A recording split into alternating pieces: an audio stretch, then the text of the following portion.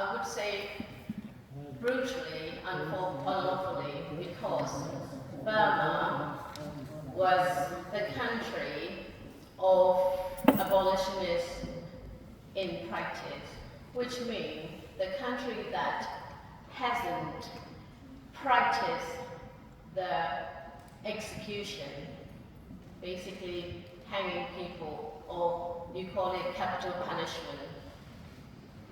But then we have this event that shocked the world, and it was on the news globally about this execution of 4 people in Myanmar. So tomorrow will be 1-year anniversary of remembering those heroes. I would say that to them heroes because they done nothing wrong. They are not criminal. Especially Gojimi, we are all here for because very simple reason. We are all here. We did this whole little ceremony because we are family and friends of Gojimi and Zeyar also. And we thought, why not gather together? And then we have 2 main reasons for it. So first, to remember them that they sacrificed their life. And second of all is to just see how we can go forward to make sure that kind of atrocity won't happen in Burma. What can we do? So for first one reason, we've got the program and everybody will have a program in hand. And I would like to do a little adjustment on that because we got guest speaker that's called Aung, so we will just switch it to prayer first and then continue as usual as the program, and also the half time we will have a beverages, drink and food provide, and then the second part of the program is a bit more like informal and gathering and then sharing knowledge, sharing memory of those heroes who gave their life to our country.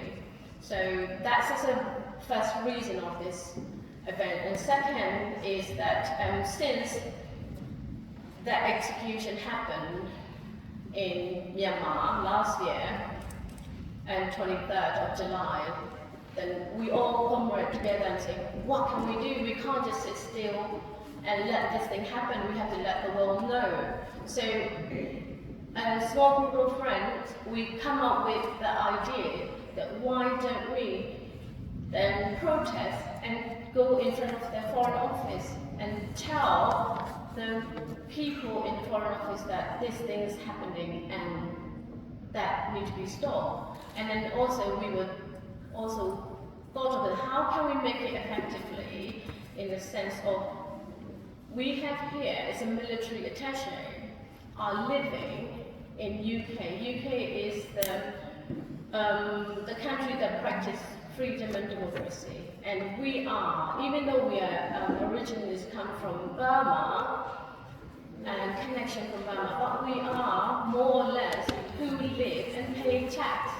And some of them are citizens, some of them are residents, some of them are students, but please remember you paying tax to the government of this country who live, who give us the freedom to vote, freedom to choose, freedom to speak. But then again, when you look at it, this Myanmar military attaché is live here in Wimbledon with the multi-million-pound house and running the operation to arrest our people, kill our people. And also, we haven't got freedom as a Burmese diaspora in this country, because when we participate in advance, then they will take photographs, the news will be going back, and then more or less our family were threatening or even arrest.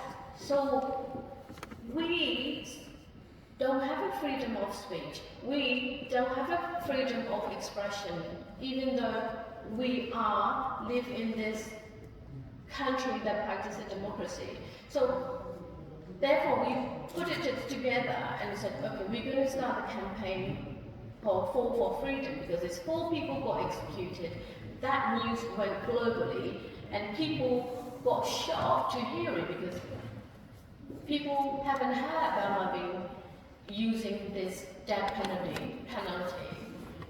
And last happened was in 1970 something. I'm sure Upa-san will know about it.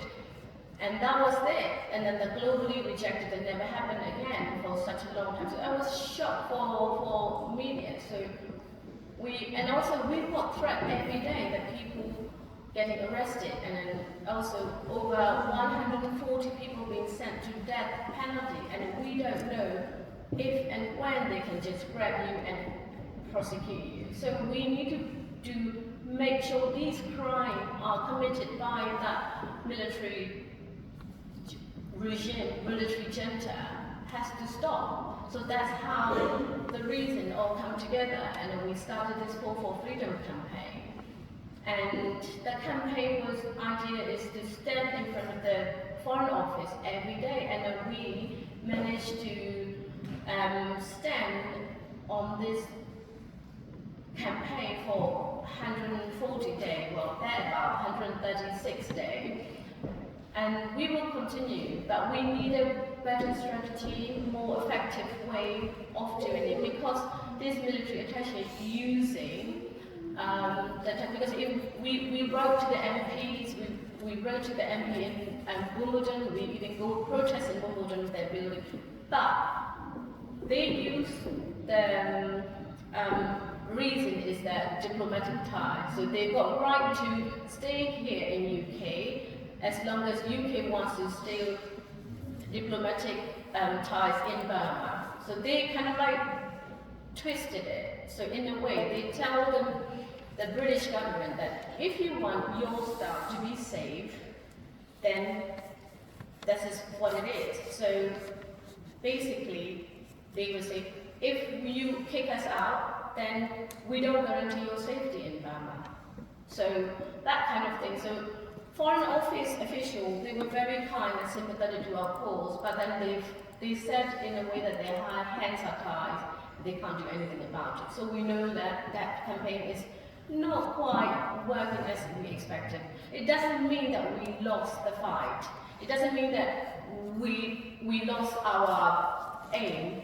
We just need to change a better strategy to see what can we do next. How can we make that effective? How can we tell the world about what's going on in Burma? And also, recently, everybody, I hope you aware that there was a documentary, very heartfelt documentary made by Sky News about the civil war, forgotten civil war happening in Burma.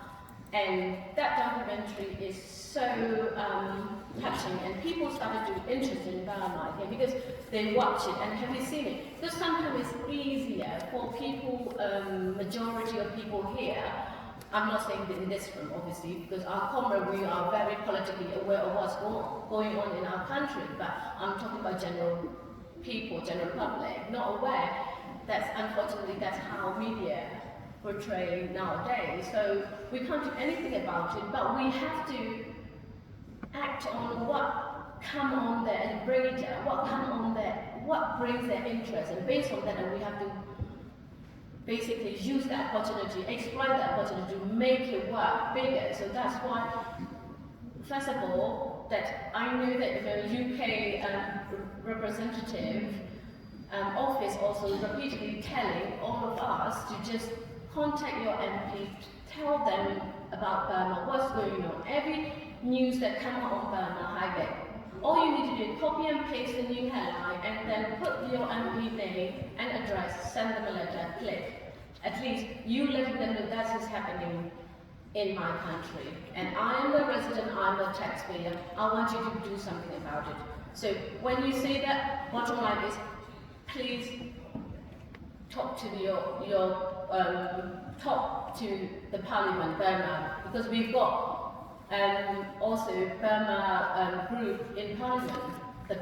We've got over 130 parliamentarians in Burma, so support of Burma, so in parliament. So that's how we can just recruit more and more people to aware politically. Politicians will be more aware of Burma, and then also politically, we are more motivated among ourselves. And in Burmese community, since the military coup, we've been doing an incredible job of raising thousands of pounds to support our revolution and everything. Then this is a time that we must come together to parallel and work together.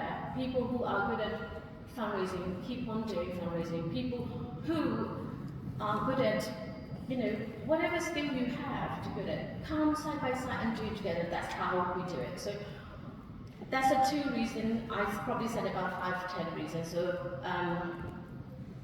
my apology. Pardon me. And next, I would like to invite our Reverend, who is so kind and give us this building for free of charge. And he is also from Myanmar and from Chin community. And I would like to invite Reverend Ho Kip to come and give us a prayer for those people who give their life in Burma. Reverend.